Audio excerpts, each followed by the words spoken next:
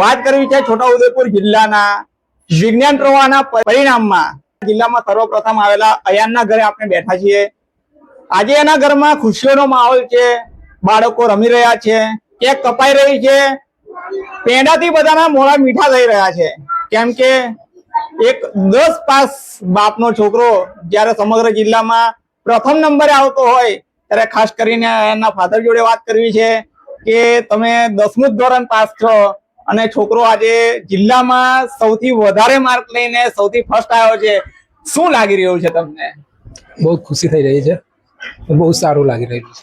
જે મેં ના કર્યું એ મારા છોકરાએ કરી બતાવ્યું છે, બહુ સારું લાગે છે। એટલે કે એવું છે કે ભાઈ બાપ કરતા બેટા સવાયા હોય છે। બાપનું હંમેશા એક સપનું હોય છે કે ભાઈ હું નહીં કરી શકો, મારા સપના મારો છોકરો પૂરા કરે। ત્યારે એવા જ સપનાઓ જે દેખેલા છે એ મોહમ્મદ અયાને આજે પૂરા થયા છે એમના ઘરના। તો અયાનને ખાસ કરીને વાત કરવી છે કે જિલ્લામાં સર્વપ્રથમ આવ્યો છે, તો આવનારા જે છોકરાઓ છે, આવનારા જે વર્ષોમાં જે છોકરાઓ આવવાના છે, ભણવાના છે, તારે એ છોકરાઓ માટે ખાસ તારે એ કહેવું છે કે કઈ રીતે મહેનત કરી હતી અને કેવી રીતે મહેનત કરવી જોઈએ। अस्सलाम वालेकुम। मारू नाम मोहम्मद अयान आरिफभाई मंसूरी है। हूँ धोरण 12 विज्ञान प्रवाह में जिला में प्रथम उत्तीर्ण थयो छूं। हूँ बाळकोने आवता बाळकोने एवं सलाह आपवा मांगू छूं के एवं प्रेशर में ना रही के बहु हेवी के बहु खतरनाक के बहु मुश्किल परीक्षा है। आमा शांति थी चिल रहीने शांति थी 1-2 महीना जबरदस्त ताबड़तोड़ मेहनत करीने परीक्षा में सारा एवा जेवा जोईए एवा सर्वप्रथम लावे एवा उत्तीर्ण मार्क्स मेळवी शकाय छे। વાંચવાની જે પ્રક્રિયા હોય છે એવું કહેવાય છે કે 12 સાયન્સ એટલે આમ સાયન્સનું નામ આવે ને એટલે બધા વિદ્યાર્થીઓના પગ ધ્રુજી જતા હોય કે આ તો સાયન્સ કહેવાય, સાયન્સ બહુ અઘરું છે, આવો એક બધામાં એક ડર છે। ત્યારે તમે સાયન્સમાં ફર્સ્ટ આવ્યા છો, તો સાયન્સના છોકરાઓ જે સાયન્સમાં ભણે છે તો એ લોકોને ખાસ શું કહેશો?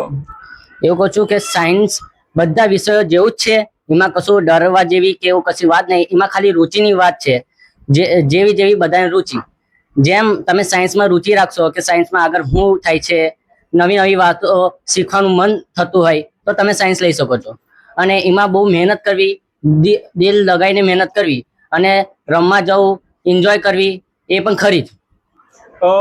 વાંચવાનો શેડ્યુલ તમારો કેવો હતો? વાંચવાનું તો દરરોજ 8 થી 10 કલાક તો ખરી જ, પણ એનો શેડ્યુલ ટાઈમ ટેબલ પ્રમાણે મેં દરરોજ ડિસિપ્લિન પ્રમાણે હું એને ફોલો કરતો હતો। ટ્યુશન ક્લાસ અને પછી વાંચવાનું, તો આમાં સમયને કેવી રીતે તમે મેનેજમેન્ટ કર્યો છે? તમારું ટાઈમ ટેબલ કેવી રીતે ગોઠવેલું હતું એ આવનારા છોકરાઓને ખાસ કરીને કહો કે સવારે ઉઠવાથી માંડીને સાંજે સુવા સુધી સ્કૂલ, ટ્યુશન આ બધાનો ટાઈમ કઈ રીતે એડજસ્ટ કરેલો? મેં સર્વપ્રથમ 7 વાગે ઉઠીને ટ્યુશન જતો હતો, 10 વાગી જાય, એના પછી મેં સ્કૂલ જતો હતો એટલે ડાયરેક્ટ 5 વાગી જાય અને કલાકનો રેસ્ટ આપતો હતો અને પછી 2-3 કલાક આરામથી ફોકસ માઇન્ડથી ક્વોલિટી હંગાતે સારું એવું બનતો હતો। અને એમાં સર્વપ્રથમ મારી મદદ મારા ફેમિલી, મારા પપ્પા બધાએ મને મદદ કરેલી છે। ખાસ કરીને એવું થતું હોય કે 12 સાયન્સ એટલે એક હાવ હોય બધામાં, ફેમિલીમાં પણ એવું લાગતું હોય, ત્યારે ફેમિલીએ જે તમને કર્યું છે તો એવી ખાસ એકાદું વાત એવી કહો કે ભાઈ ફેમિલીએ તમને કઈ રીતે, કઈ એમ એ ખાસ મુમેન્ટ હતી કે ફેમિલીનો એ સપોર્ટ તમને હતો? સૌથી પહેલા મારા જે પપ્પા છે મને એવું જ કહેતા કે કદી ગભરાવાનું નહીં, જે થશે તે સારું જ થશે અને બહુ લોડથી ભણતો અને એકદમ ચીલ માઇન્ડેડ રહેજો। અને મા પપ્પાનો ફૂલ સપોર્ટ હતો, કભી મને એવું નહીં કીધું કે અભી ભણવા બે, આજે કેટલું વાંચ્યું, એવું કહેતા હતા કે ભાઈ તો એ જે ધાર્યું છે એ તારું પૂરું થયું કે નહીં, એ પ્રમાણે મારા પપ્પાની સલાહ રહેતી હતી। મમ્મી મને જ્યારે પણ વાંચવું એવું ત્યારે મને દૂધ આપે કે જે કંઈ ખાવાની ચા આપી બનાવી આપે। અને સૌથી વધારે મને ખૂબ ખૂબ હેલ્પ કરી હોય તો મારા મોટા ભાઈએ કરી છે। જ્યારે મેં વાંચતો હતો અને મને જે કંઈ ડોક્યુમેન્ટ કે કોઈની પણ જરૂર પડતી હતી, મારો મોટો ભાઈ મને બધું જ કરી આપતો હતો। એવા તો મેં ટ્યુશન તો સરસ્વતી ટ્યુશન ક્લાસીસ બોડેલીમાં જ અભ્યાસ કરતો હતો, ત્યાંના સાહેબો ખૂબ ખૂબ મદદ કરે એવા હતા। એને મને કોઈ પણ ડાઉટ થાય તો ત્યાંના સાહેબો પણ મને બહુ હેલ્પ કરી। અને સેટ HS સિરોલાવાલા હાઈસ્કૂલમાં પણ હું અભ્યાસ કરતો હતો, એ સ્કૂલના બધા સાહેબો મને ખૂબ ખૂબ હેલ્પ કરી છે। કોઈ ડાઉટ હોય, કોઈ પ્રશ્ન મને આવડતા ન હોય જે શીખવાડ્યું હોય ને બીજા દિવસ સમજ પણ ના પડી હોય, ભલે અઠવાડિયા પછી પણ સમજ ના પડી, મેં પૂછું તે મને તરત જવાબ આલતા હતા, સારી રીતે શીખવાડતા હતા. તમે જે સિરોલાવાલા હાઈસ્કૂલમાં ભણ્યા છો ત્યારે બોડેલીની ઘણી બધી એવી શાળાઓ છે જે ખૂબ મોંઘી ફી લઈને પણ ભણાવતી હોય છે, ખૂબ મોટો ખર્ચો થતો હોય છે. જ્યારે સિરોલાવાલા હાઈસ્કૂલ એક નોમિનલ ખર્ચામાં આપણને એ કરતી હોય છે. તો તમે આવનારા જે 10મા 12મા પછી જે લોકો છોકરાઓ સાયન્સનો વિષય લઈને ભણવાના છે, તો તમે સિરોલાવાલા સ્કૂલની કઈ એવી વાત એ લોકોને કહેશો કે એમને સિરોલાવાલા સ્કૂલમાં ભણવાની ઈચ્છા થાય? સૌ પ્રથમ તો મેં એવું કહેવા માંગુ છું કે મારા ઘણા બધા ભાઈબંધ મોંઘી ફી આપીને બીજે બધે જતા હતા, પણ એ લોકોને ત્યાંનું કલ્ચર, ત્યાંનું વાતાવરણ એટલું અનુકૂળ ન આવ્યું. એ લોકો પછી જયારે સેટ એચએસ સિરોલાવાલા સ્કૂલમાં આવ્યા ત્યારે તેમને બહુ જ ગમ્યું. ત્યાંના સાહેબોનું પોઝિટિવ રિપ્લાય ને બધું સમજાવવાનું, ડાઉટ સોલ્વ કરાવવાનું બહુ સારું હતું. અહીંયા ઓછા ખર્ચામાં પણ સૌથી શ્રેષ્ઠ સારી ક્વોલિટીમાં આપણને ભણવાનું મળે છે. બીજી વાત કરવી છે ટ્યુશન ક્લાસીસની. ખૂબ મોંઘી ફી વાળા ટ્યુશન ક્લાસ બધા કરે છે. તમે જે ટ્યુશન ક્લાસીસ કર્યા છે સરસ્વતી ટ્યુશન ક્લાસીસમાં, ત્યારે ત્યાંના શિક્ષકોએ તમને કેવો સપોર્ટ કર્યો છે? ત્યાંનું પણ બહુ ખૂબ સારું વાતાવરણ હતું. ત્યાંના સાહેબો પણ જે કઈ અમારે ડાઉટ ના થાય કે જે કોઈ પ્રશ્ન અમારાથી ના થાય એ બધા સોલ્વ કરીને હાલતા હતા. એમને 24/7 એટલે 24x7 એટલે 2400 કલાક અમને હેલ્પ કરતી હતા. અમે જ્યારે પણ એમને મેસેજ કરીએ તરત જ અમને રિપ્લાય કરતા હતા.